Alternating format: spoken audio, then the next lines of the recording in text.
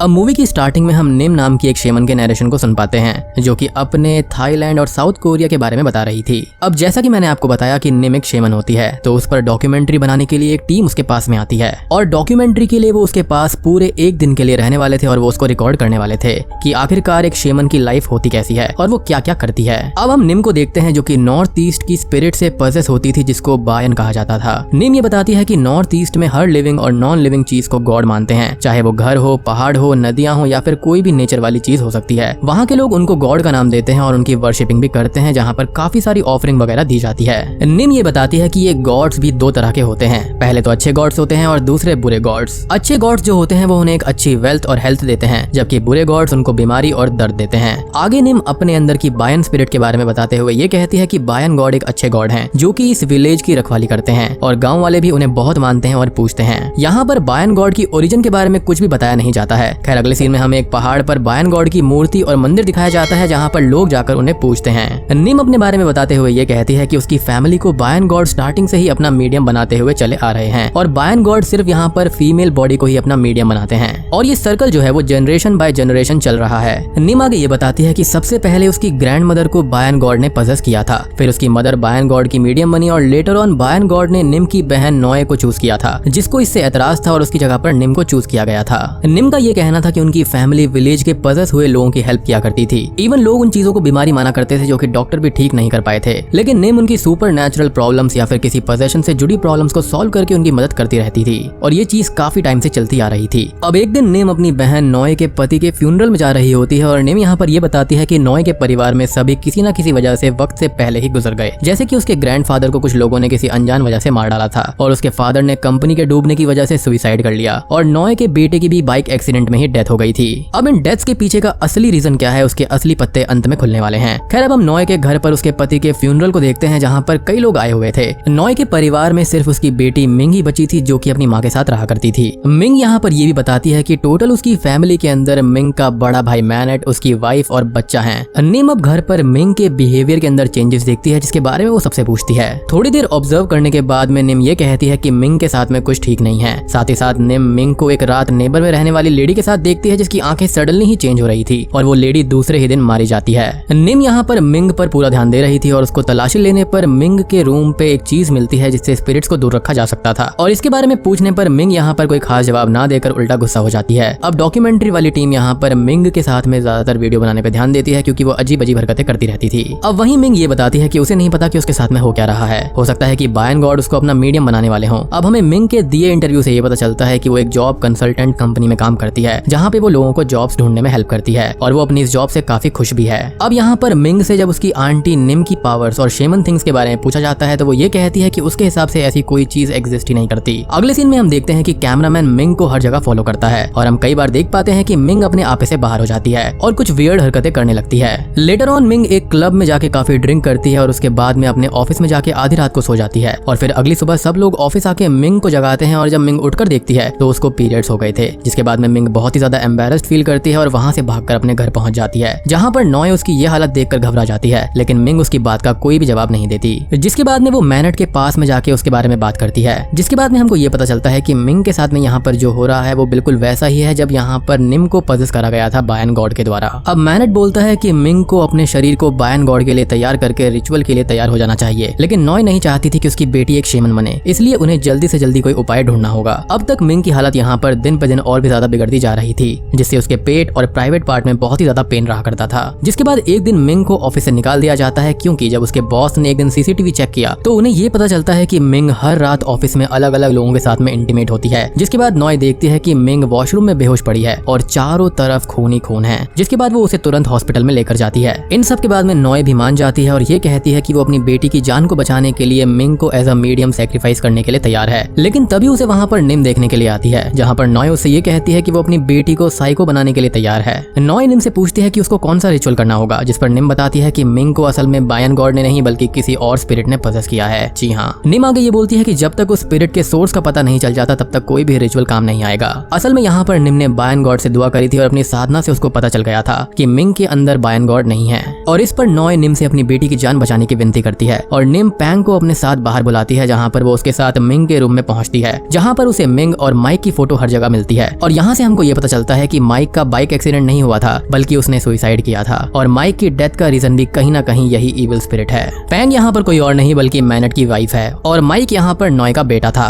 अब इस बात का पता लगाने के लिए निम मैनेट से उसे वो जगह दिखाने के लिए बोलती है जहाँ पर माइक ने सुसाइड किया था। मैनेट निम को उस स्पॉट पर ले जाता है। अगली सुबह मिंग हॉस्पिटल से बाहर वापस आती है। दूसरी ओर डेथ स्पॉट पर निम माइक की सोल से कम्युनिकेट करने की कोशिश कर रही थी लेकिन कोई भी फायदा नहीं होता। अब हम नॉय को देखते हैं जो ये बताती है कि अगर निम ने रिचुअल नहीं किया तो बायन गॉड वाली सेरेमनी वो खुद परफॉर्म करवाएगी। अब नॉय यहाँ पर मिंग के साथ में सेरेमनी के लिए जाती है लेकिन तभी वहाँ पे निम आकर सब कुछ रोक देती है और बताती है कि अगर उसने मिंग से इस सेरेमनी को करवाया तो बायन गॉड उसको कर्ज दे देंगे और आगे वो ये कहती है कि वो अपने तरीके से मिंग को ठीक करेगी। अब इसी बीच मिंग नॉय पर अटैक कर देती है और उसके सर पर जोर से मारती है जिससे नॉय वहीं पर बेहोश हो जाती है और मिंग वहाँ से भाग जाती है। अब निम उसका पीछा करती है और मिंग सडनली ही गायब हो जाती है जिसके इस तरह गायब हो जाने की वजह से निम बहुत ही ज्यादा सरप्राइज्ड और शॉक्ड हो जाती है। रात तक ढूंढने के बाद भी वो उसे कहीं पर भी नहीं मिलती और वहीं दूसरी तरफ नॉय को हॉस्पिटल में होश आ जाता है और वो निम से कहती है कि वो उसकी बच्ची को बचा ले और वो जो कहेगी वो जरूर करेगी। अब निम नॉय को लेकर बायन गॉड के टेंपल में जाती है जहाँ पर नॉय बायन गॉड की पूजा करती है क्योंकि उसकी बेटी को ठीक होने के लिए उसका बायन गॉड पर बिलीव होना काफी जरूरी था।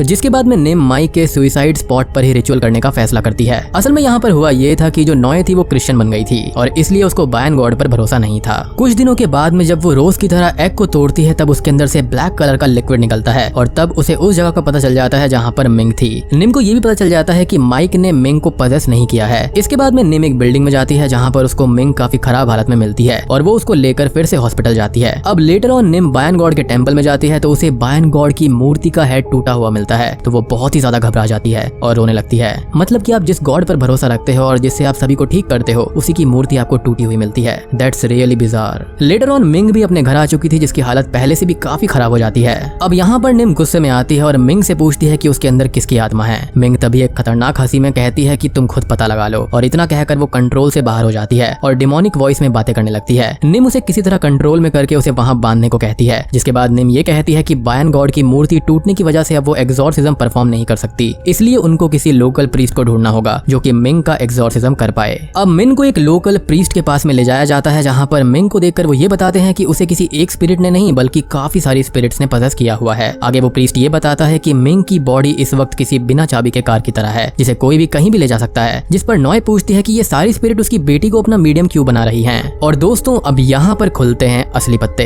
प्रीस्ट इस पर ये बताते हैं कि उसके पूर्वजों ने कई सारे लोगों को बेवजह मारा था और वो उनसे अपनी गुलामी करवाया करते थे जिनसे उनमें से किसी एक आदमी ने मरते हुए उसके परिवार को कर्ज दे दिया था जिसकी वजह से उसके परिवार के सभी मर्द आज तक वक्त से पहले ही मारे गए और अब उसकी वजह से मिंग को उस स्पिरिट ने पजेस किया हुआ है। अगले दिन वो प्रीस्ट उसी जगह सेरेमनी करने को कहते हैं जहाँ पर निम को मिंग मिली थी। अब अगले सीन में नॉय बताती है कि हर सुबह उसे घर का सामान इधर उधर फैला हुआ मिलता है क्योंकि रात में मिंग पूरे घर में भटकती रहती होगी। जिसके बाद पूरे घर में कैमरा लगाए जाते हैं ताकि मिंग की सारी हरकतें उस कैमरा में रिकॉर्ड हो जाएं कि वो रात में क्या क्या करती है। And let me remind you कि यहाँ पर मिंग अभी भी उस इविल स्पिरिट के कब्जे में थी। अब रात को हम मिंग को चीजों को फेंकते हुए और अजीब तरह से चलते हुए देख पाते हैं। साथ ही साथ वो रात में फ्रिज से रॉ मीट को भी खाती है लेकिन जैसे ही उसे वहाँ पर किसी के होने का एहसास होता है तो वो अपने कमरे में भाग जाती है। ये सब देखने के बाद में अगली सुबह मैनेट रूम्स में और भी सिक्योर्ड लॉक को लगा देता है। जिसके बाद उस रात करीब 3 बजे मैनेट जागता है तब उसे अपने पेट डॉग की डेड बॉडी वहाँ पर मिलती है। जिसके बाद में वो तुरंत सबको जगाता है और वीडियो दिखाने को कहता है। वीडियो फुटेज देखने के बाद में सभी की रूह कांप जाती है क्योंकि मिंग ने डॉग को जिंदा ही उबाल कर खा लिया था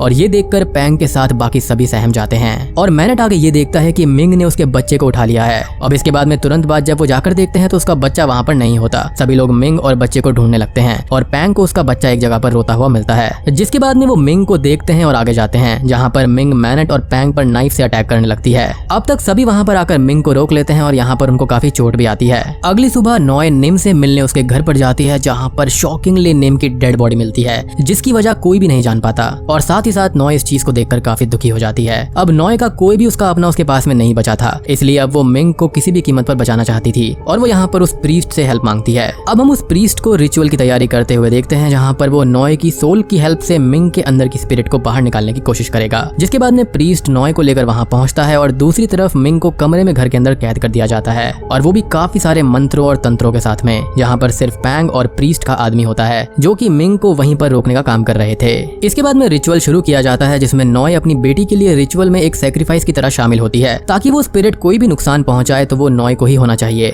रिचुअल शुरू होते ही मिंग पैंग को बार बार डोर खोलने के लिए कहती है और उसको लुभाने की कोशिश करती है। दूसरी तरफ प्रीस्ट एक पॉट में नॉय की मदद से इविल स्पिरिट को कैद कर लेते हैं और रिचुअल करते वक्त वो पॉट अचानक से ही हिलना बंद कर देता है। घर पर मिंग पैंग को उसके बच्चे की आवाज से मैनिपुलेट करके डोर्स को ओपन करवा लेती है और वो पैंग को जान से मार डालती है। अब यहाँ पर प्रीस्ट को इविल स्पिरिट ओवर पावर करके पजेस कर लेती है और धीरे धीरे वो स्पिरिट सभी को पजेस करना चालू कर देती है, सिर्फ कैमरामैन को छोड़कर। और अब तक यहाँ पर नॉय की बॉडी के अंदर बायन गॉड आ जाता है और यहाँ पर मिंग भी तभी आ जाती है। नॉय मिंग को ठीक करने की कोशिश करती है, बट जैसा कि अब तक हम समझ चुके हैं कि मिंग बहुत ही ज्यादा पावरफुल हो गई है और वो बायन को भी ओवर पावर कर देती है। उस जगह पर सभी लोग पजेस होते जा रहे थे और एक दूसरे को बेरहमी से मारते जा रहे थे, वो भी किसी ज़ॉम्बी की तरह। ये काइंड ऑफ एक प्लेग फैल गया था और मिंग भी अपनी माँ नॉय को पेट्रोल डालकर जलाकर मार डालती है और इसके बाद में वो कैमरामैन को भी मार डालती है। मूवी के आखिरी सीन में हम निम का आखिरी इंटरव्यू देखते हैं जिसमें वो बहुत ही ज्यादा परेशान थी और बताती है कि उसको नहीं लगता कि रिचुअल सही से होगा और अब उसको ये भी समझ में नहीं आ रहा कि उसके अंदर में बायन गॉड है भी या फिर नहीं। निम की इस बात से इंटरव्यूअर भी परेशान हो जाता है और लेटर ऑन निम भी सुसाइड कर लेती है और